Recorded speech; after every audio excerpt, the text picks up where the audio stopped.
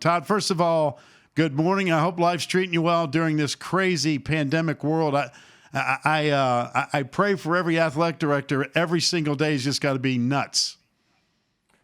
Yeah, there's definitely no roadmap. We're creating it as we go, but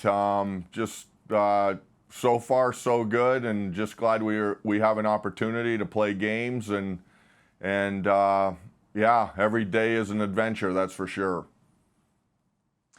Todd, I know you've got this enormous whiteboard in your office. It kind of became legendary, I think, when you came back to Georgia Tech as the athletic director.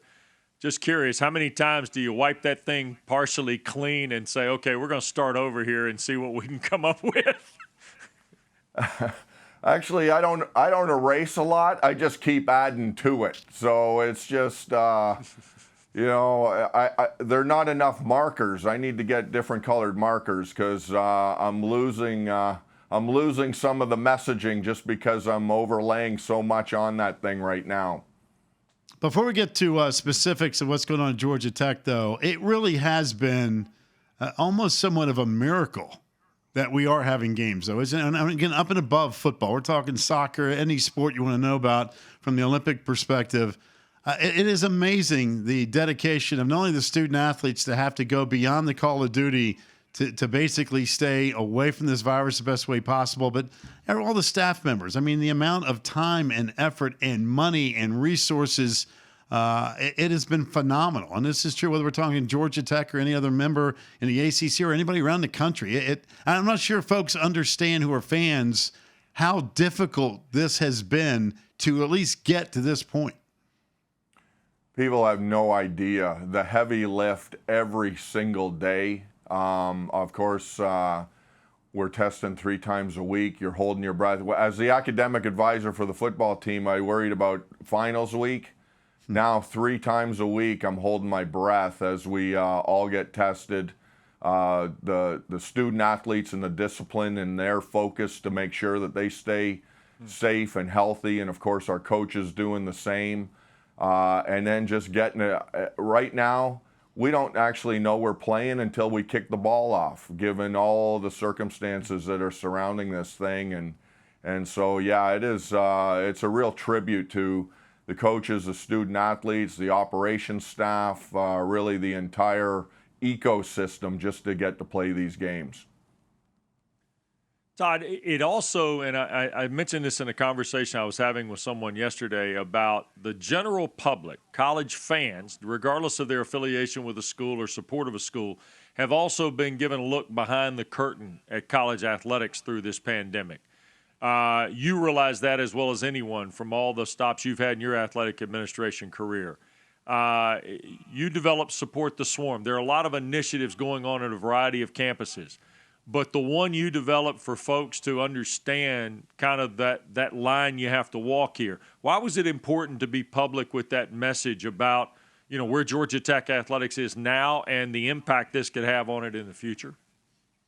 Well, I think, obviously every program is going to be affected by this. You yank out one of your major revenue streams. For us, it's probably a $25 million hole. And but we still got to operate. We're still playing games. Our student athletes are still going to school. You got to support them. We're still paying for scholarships, and so without that, with that big hole on the revenue side, there's you're either cutting or you're finding additional revenue. And so Support the Swarm is a way for our people that normally, whether it's a single game ticket, whether it's season tickets, however they normally support us, we are asking them to convert that into a gift to Support the Swarm so that we can close that gap. And my goal is that obviously this is a significant issue that's affecting everybody, but I want to make it a one-year problem and not something that affects us for the next 3 to 5 years as we have to go into a total rebuild. Of course, we had so much momentum going into this. We just finished. Josh had just had the best ACC season in 26 years. Nell was on the bubble, waiting to see if she was getting in the tournament. Baseball was ranked in the top 25. Women's tennis was ranked 8th, and golf was ranked 3rd. And so I want to maintain the momentum and support the Swarm as a way that we can actually help ourselves. And so that's really one of the levers that we can pull to maintain the momentum and make sure that this is just a one-year issue and not a rebuild situation. Well, there's no question there's good times right now for Georgia Tech athletics. And your football coach, Jeff Collins, has people fired up. And you can really physically see and feel the momentum of that football program. But you're also going to be celebrating a special group this weekend. It was 30 years ago that Georgia Tech won the national championship. And it's hard to believe that was 30 years ago. But, man, I know it's going to be a special time tomorrow in Atlanta. Yeah, and of course, that's a special team, obviously, to all of Georgia Tech. But to me personally, I was their academic advisor 30 years ago. So that was a magical time. I lost a lot of hair and chasing those guys around campus. But it's unfortunate that it's happening during this time when we can't all get together and really party like we would like to.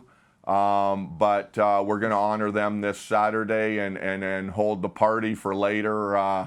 Yeah, just an incredible group of young men. And as I told them, as I sent a letter out to them this week, they make me so proud, not just because of what they did, which was incredible here on the flats, but the husbands, the fathers, the leaders that they became is truly remarkable. And I cannot wait to be able to get together with them in person and really celebrate their accomplishment. We have spent a good bit of time this week talking about the rivalry of Georgia Tech and Clemson. In fact, Packer cited the 91 game as one of the great games in the rivalry's history, and the 90 game wasn't that bad either, Todd. I mean, it's part of the run to the national championship that year.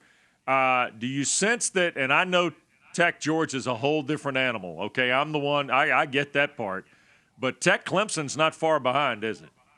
No, it isn't. I think there's obviously a long history there, even with, started with Bobby Dodd and Frank Howard. So, yeah, this this is definitely a big game for us every year. And I think that's what happens when you're, 110 miles away, and a lot of their guys are from Georgia, and of course we got a lot of guys from South Carolina, and so it's always a great year. And of course the last few they've been an incredible program, and that's why you play the games, and really looking forward to hosting them tomorrow.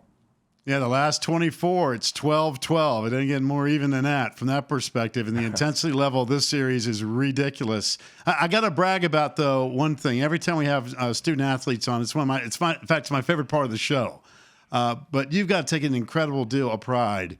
Mentioned that academic advisory back in 1990, but the student athletes are getting the job done in the classroom at Georgia Tech. That's got to be, hey, winning games is great, winning championships is great. But as you pointed out, the object is to get a degree, and there are no shortcuts at Georgia Tech.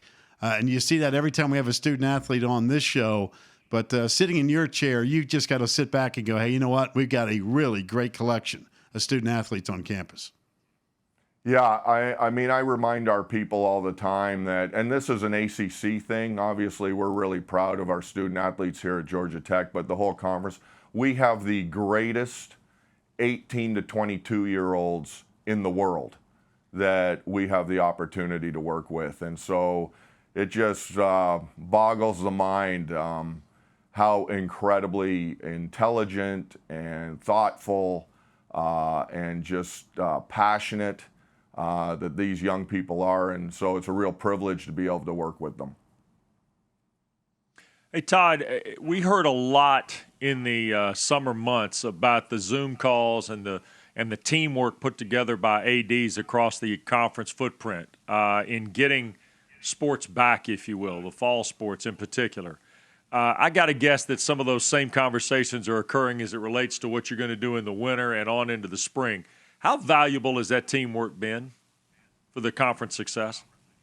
Oh, I think it's been. I think it's had everything to do with that, with the success and the fact that starting with our 2 calls a week as ads, and then on campus weekly coaches calls. I mean, normally under other normal times we would meet with we'd have a head coaches meeting once a month. Now it's once a week, and that's all trickling down. And so I think what this has made us do is become much more deliberate in the way that we communicate, the way that we, since we can't just see each other at the water cooler, we're having to be much more deliberate. And I think overall it's going to make us better as we come out of this COVID situation.